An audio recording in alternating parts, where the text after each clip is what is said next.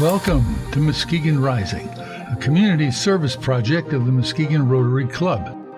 Our purpose is to create lasting positive change. We've been doing that here since 1916. So, let's get started. Hello, everyone. Welcome to Muskegon Rising. I'm your host today, DJ Hilson, and I have the honor, privilege, and pleasure of having Bob Lukens, director of, I guess, you're the director of something, Bob, and it has a lot to do with what happens, the convention. What is your title? My title is Community Development Director for Muskegon County, but it's not community development in the traditional sense. Community development, often involves housing issues, affordable housing, other housing type initiatives that municipalities and counties go through. So my departments I have 4 departments within the county structure: the Convention and Visitors Bureau, Visit Muskegon, the airport, the transit system, and the county parks. Well, and all 4 of those departments are really critically important for the development of Muskegon itself. So I want to go back in time here just a little bit, because you are someone like me, sort of a transplant to this community, someone who saw an opportunity, took a job, and moved into Muskegon. What was it about Muskegon that attracted you to that position? Yeah, it's kind of an interesting story. I worked for a Convention and Visitors Bureau in Illinois for 13 years. And there was really no room for advancement there. I wanted to direct a CVB somewhere in really, kind of the Midwestern U.S., or even as far south as Florida or something. At the time I was just looking around, and moving wasn't a big issue. Turned out it was because of my kids. But I saw the job come up, and it was for Community Development Director. And at that time it was the Convention Bureau, the transit system, and the airport. And I had a little bit of experience with airports in my former job at the Convention Bureau there. So I applied for the job. I kind of actually forgot that I applied for it. And I got a call from the county administrator at that time, was Bonnie Hammersley. And she invited me, or we did a phone interview. And then she invited me up for a second interview with Bob Skolnick, Ken Mahoney, and Rilistine Wilkins, and Miss Hammersley. So I went through that interview process, and a few, week or two later, they offered me the job. And while I was here, though, afterwards, well, even before the interview and after the interview, I explored the town, of course. And one of the things that was really interesting to me was the sculpture, Muskegon Together Rising. It was sculpted by Richard Hunt, who's a world-famous sculptor from the Chicago area. He went to the School of the Art Institute there. And I saw the downtown of Muskegon at that time was empty. Mm-hmm. It was basically empty. This was 2011. Yep. And I saw that sculpture and the name of it, Together Rising, and I just saw opportunity. I saw a downtown that hadn't been fully developed. I knew something about the history of it, in doing my research for the interview process, but being able to see it in person and to see the potential of the area, I think, is what really brought me here. Well, yeah, and I tend to agree with you. Having, I came in 99, and so I saw sort of the end of the mall downtown, and then I saw sort of the barren desert of downtown, and then you fast forward in today, and we're going to get to today, but the changes that have happened, all positive changes it is exciting for me to be a resident of this community, just watching all this happen. It's really kind of cool. It is. When I was here, I have 3 children, and at the time I had an 8th grader, a sophomore in high school, and a senior in high school.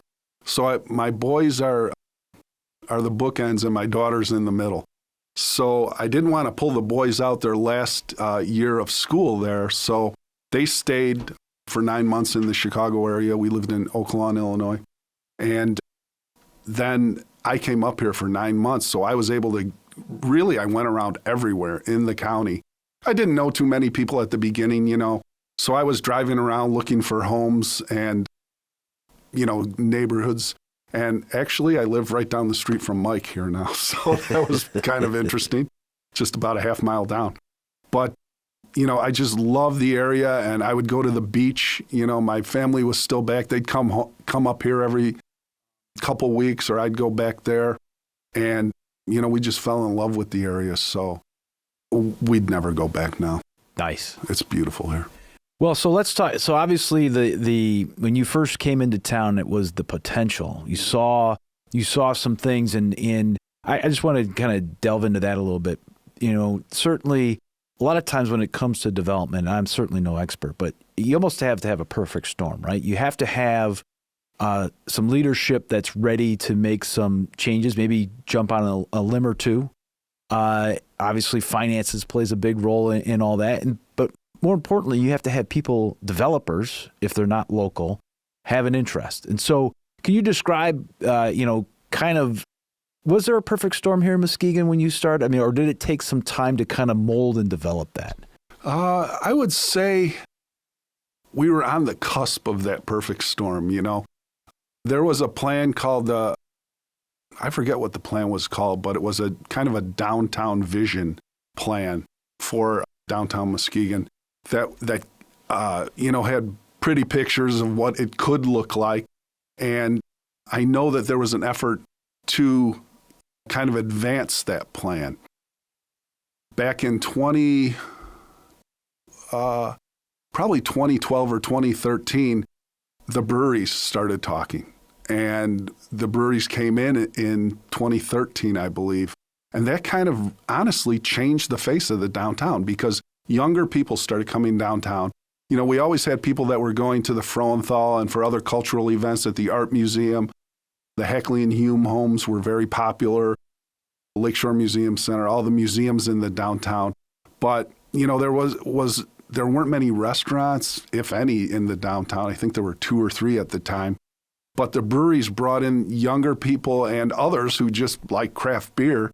And I think that kind of got the ball rolling. And then when Frank Peterson came in as city manager, I think that really kept the ball rolling and that momentum there because, Frank wasn't afraid of taking chances. Very true. Very true. So what was the first, what was the first big project that you sunk your teeth into when you started? Or were there multiple big projects? There were a few, but the one that I'm kind of laughing because a few months in or maybe a year in, I was gifted the parks, too, through the county. So the first big thing that we did there was we put up a fence around Heritage Landing. And that was at the request of the festivals because, our big festivals down there, they have a lot of setup that they have to do. So the fence was something that could help them. And during this time, our state senator at the time, Jeff Hansen, was talking about, the possibility of cruise ships coming to town. So, we were kind of just kicking that idea around, but we didn't have anything firm on that. So the fence was the first big thing, and then there was also the discussion in the background of the potential for a convention center. And those are probably the really big ones that I can remember right off the bat. And it turned out that in 2015,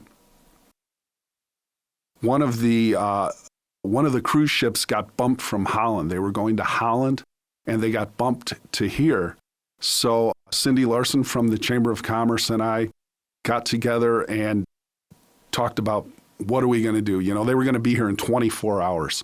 So we really had to get a plan together quickly. So we reached out to the trolley company, Muskegon Trolley Company, which is kind of an offshoot of Matt's, to secure some trolleys to bring people around the downtown area. We talked to all the museums in the area and had them open their doors. And I think we even asked them if they'd let the people in for free. So the people got here. Some of them did go to our museums and others went on buses to Holland, which was fine, at the time. And that was in late or that was in early September of 2015. And then 2016, we had 10 ships come in the next year. So in between that time, we had to build a section of dock down at Heritage Landing. And we were able to get that accomplished. And then it's been cruise ships every summer ever since, with the exception of the 2 COVID years. Yeah, no, it is. I tell you, when driving that stretch as I do often through the course of the day, and seeing the cruise ship docked at Heritage Landing is pretty cool. It is. It always reminds me of this idea that, hey, we've got people from out of town coming to explore, what we as residents know or should know and treasure, which is I think is awesome. What now? I know if memory serves me correctly, because I've heard you speak a few times at some of the business breakfasts. Obviously, mm-hmm. Tourism is a big industry, and it's an industry that can help drive a local economy. What changes or what did you see as potential, and then the changes maybe you made from the time you got here to increase the level of tourism? I know we talked about cruise ships, but there's a lot of different, which I didn't know until listening to you speak, there's a lot of different marketing things and mm-hmm. simple things really that can be done to help promote a community. Can you talk a little bit about that? Yeah, sure. One of the main things we did when I first got here is we didn't have a sales department. It was we went after the group tour market, which is the motor coaches and, basically senior citizens coming in and touring your town, maybe having lunch, sometimes staying overnight. So we were kind of involved in that, but we had to fill the meeting space and we needed more, what we call in the industry, heads in beds. So we brought in a salesperson, we got that off the ground, and then with that, the discussion about the convention center started heating up. So I can get to that in a minute, but I'll never forget when I first got here, the CVB website was one continuous page that scrolled for eons, So the first thing that we did was we redid the website with one of our local marketing agencies, and that really improved things a lot. Social media was kind of in its infancy then, so we weren't really that involved. But as time progressed, of course, you get everything from social media. But the convention center was a great story because we really didn't have the room for meetings here. The Holiday Inn, which is now the Delta, as you know, has the banquet area there, and they have a couple other small breakout rooms. But for larger conferences, we weren't able to accommodate them. So the convention center discussions started in earnest, really. And we developed a plan to be able to use some of the funds that are collected as the accommodations tax here. And then the hotels decided to do a hotel self-assessment, which added to the funding for the convention center. So working with the city, Parkland Development, and the county, we were able to bond the convention center and get it built during COVID. And it opened during COVID in April 13th of 2020, which was the heart of COVID. It was the worst time for a convention center to open. And the state was still shut down at that time, too. You couldn't have meetings of more than 25 people. So in July 17th, I think, of that year, the state opened back up, and we were able to bring conferences in. But by that time, they had either canceled for 2020 and 2021, or they rebooked somewhere else. And we were kind of just left holding a convention center that was empty. So the sales staff worked very hard on that. The sales staff at the convention center and at the CVB. And a lot of people like yourself had conferences from your state associations that would come in. So the county's employees really helped in that respect. We got the prosecuting attorneys. We've had police conferences in there. We've had assessors conferences, all sorts of different state associations that are coming in.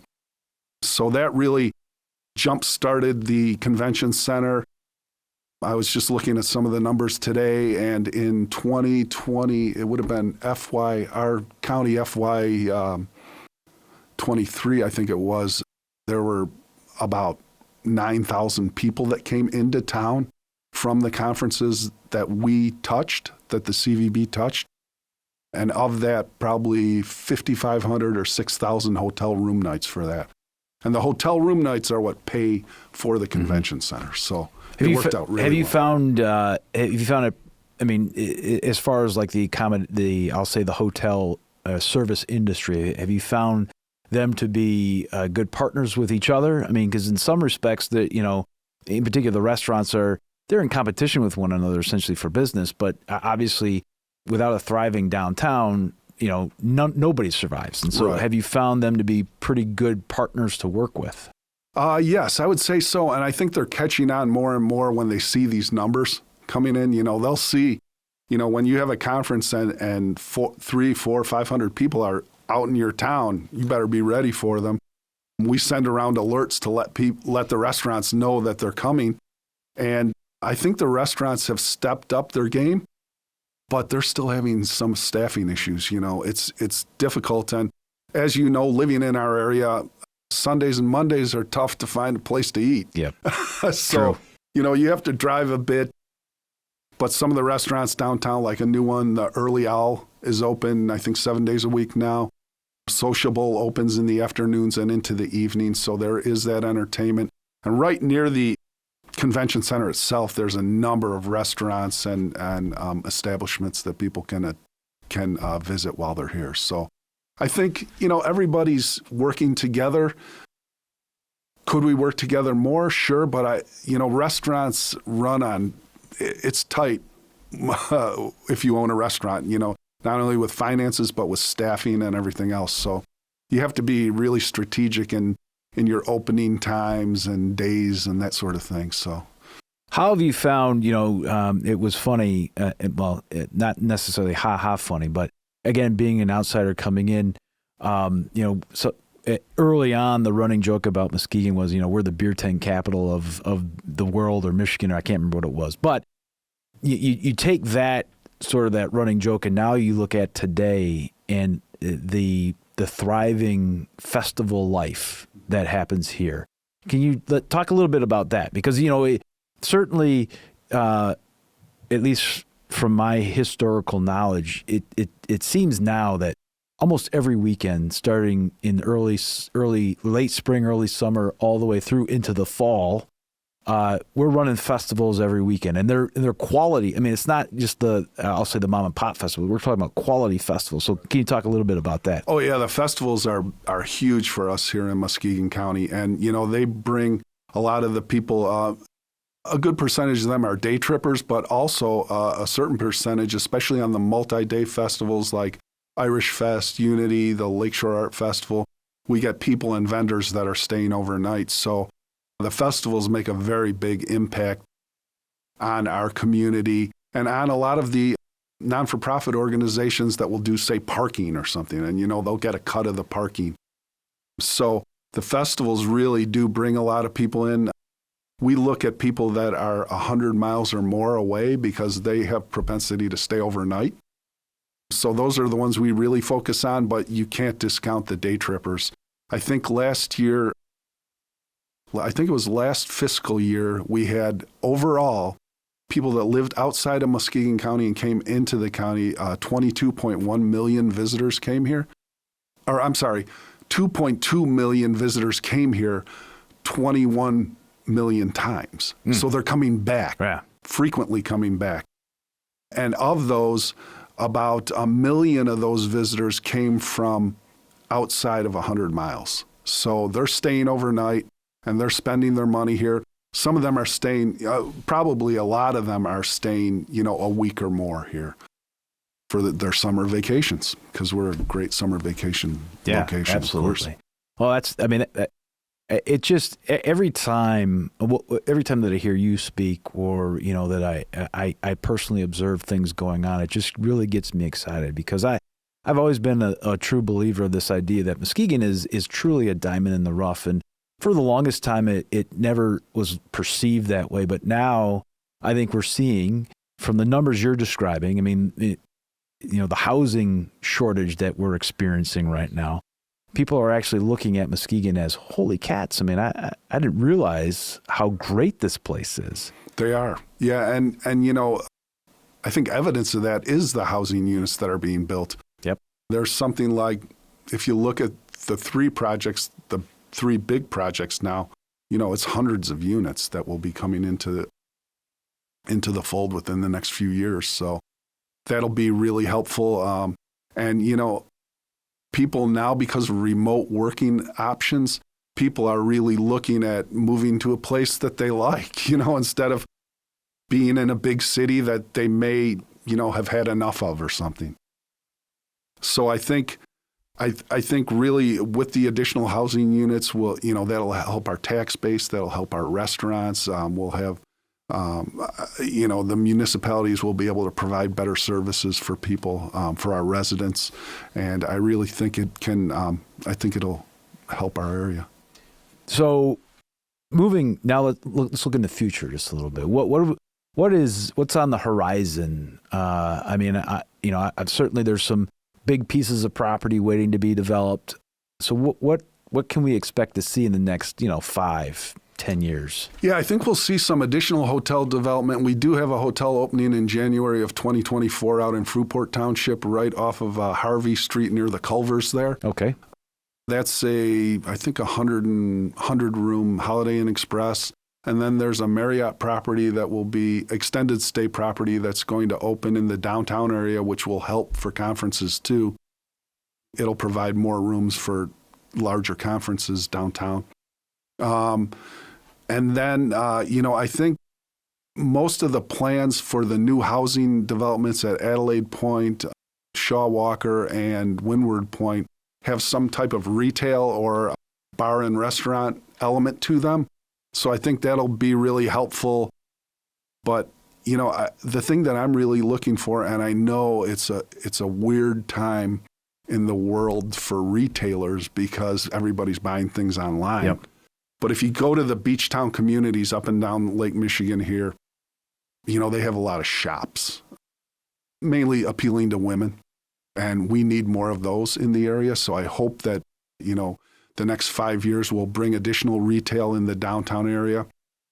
We'll have to be really cognizant of the festivals too, because they're kind of being pushed out of the downtown area because a lot of these properties are being developed, which is a good thing for the city overall. But, for the festivals, it makes it a challenge for them. So we're going to be looking at, what we can do at Heritage Landing to be more accommodating to festivals and events that may kind of get pushed out of the downtown or we'll have to work something out with that. It's going to be a big issue. Yeah. Well, as problems go, it's a good problem to have. It is.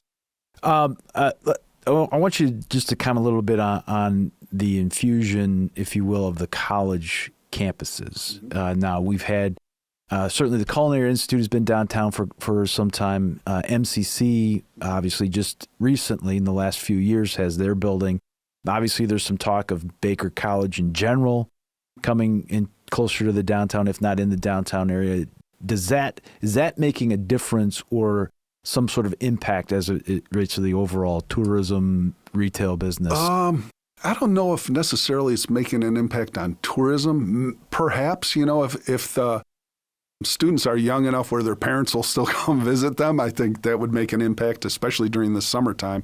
But as far as the downtown activity goes, I would definitely say the students make a big difference there. I see them in coffee shops, at some of our other restaurants and establishments downtown. And these are Culinary Institute students and over at the Sturris Center, you mentioned MCC. So that's, it does bring a certain additional vibrancy to the downtown, I guess. Just a couple more questions. There's a couple more thoughts and feelings I have on this. So again, thanks you for your time today. We've talked, obviously, for a lot of these bigger projects, it takes individuals that I'll say developers that have the capital, that have the vision, that have some, whether it's a connection to the town or see the same potential that we as outsiders have seen for a long time.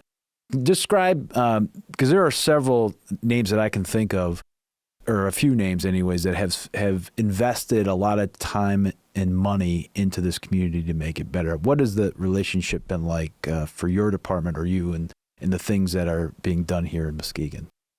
We have good relationships with those developers, the hotel developers especially, and Mr. Rooks, with Parkland. His staff members, some of them are on our Accommodations Tax Advisory Committee, and we frequently work with them on sales initiatives. And then, a lot of the other attractions, we're in touch with all of the attractions in the area. Many of them sit on that committee also, if not all of them, our festivals. We're constantly in contact with them so that we can push the word out about their festivals or events or specials they may have. I mean, one of the most visited places on our website is the deals page because everybody's looking for a deal, you know. But yeah, we talk frequently to all of them. The housing developers, not so much unless there's maybe a retail element to it.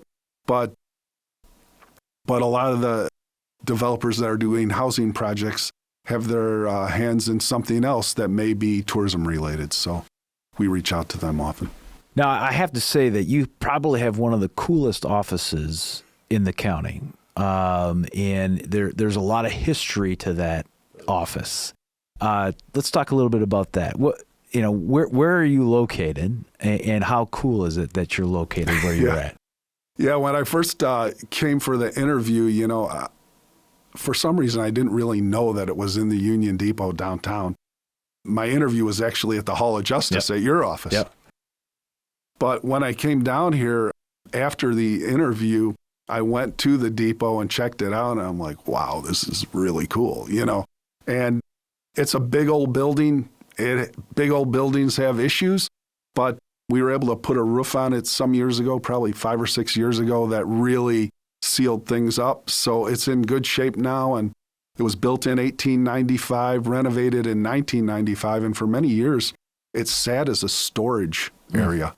So I think it was either city or county that owned it at that time. Probably I think the city sold it to the county, and it sat for maybe 10 or 15 years before it was developed into the Visitor Information Center. And it's great working there. I love the building. It's easy to tell someone where you work, Yeah. Just look for the big old depot, you'll find it.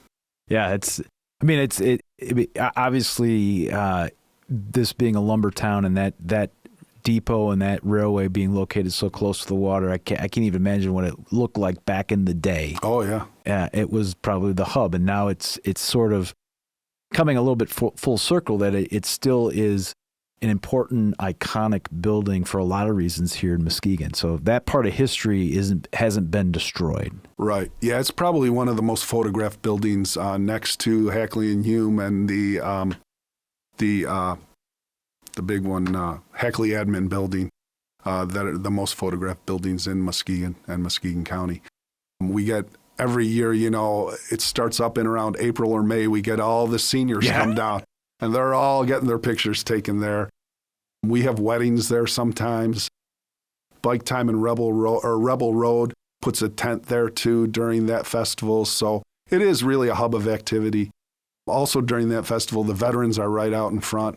So it's a great place, and it's open for meetings. So if you ever want to have a meeting there, let me know. Excellent. No, actually, I've had meetings up on that second level before, and it's really, it's kind of cool. It is. It's a level you didn't think existed, and it's got a nice sized meeting room. So if you're listening to this and you want a nice meeting space in a really cool building, get a hold of Bob Lukens. Give us a call.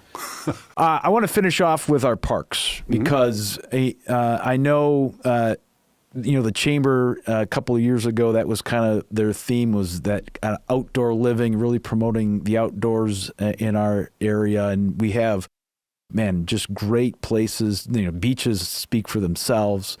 The trail system, the bike trail system, all the waterways that are available. How important, or I should say, what have you been working on in our park system to keep making those areas attractive to campers every year? Sure. During COVID, everyone wanted to get out. Everyone went outdoors. And a lot of it has transferred into non-COVID times. So people are still very outdoor oriented. And as you mentioned, we're the perfect place for that. We have the 3 state parks here. We have now 3 county parks on Lake Michigan. The 3 state parks are on Lake Michigan, and then, numerous other parks, not only in the county system, but in the individual municipalities. City of Muskegon, I think, has like 30 parks. So it's very important, and, outdoor recreation is very important. Our beaches, we frequently see volleyball tournaments out there, beach soccer, windsurfers, swimming, everything out there. But our biggest project recently was the Nugent Sand acquisition. It's 377 acres in Norton Shores that we're currently in the master planning process for now. So we'll be having some community input sessions in early 2024 for that. But it's, like I said, 377 acres, and it's a fantastic place. If you haven't been out there, you really should go out. The South Lake portion of it, on Seminole Road in Lincoln, basically, it has been left natural, and it hasn't been mined in probably 20 years or so. So it's fairly natural as a sand mine could be, or a former sand mine could be. But it has beautiful trails, a lot of wildlife out there.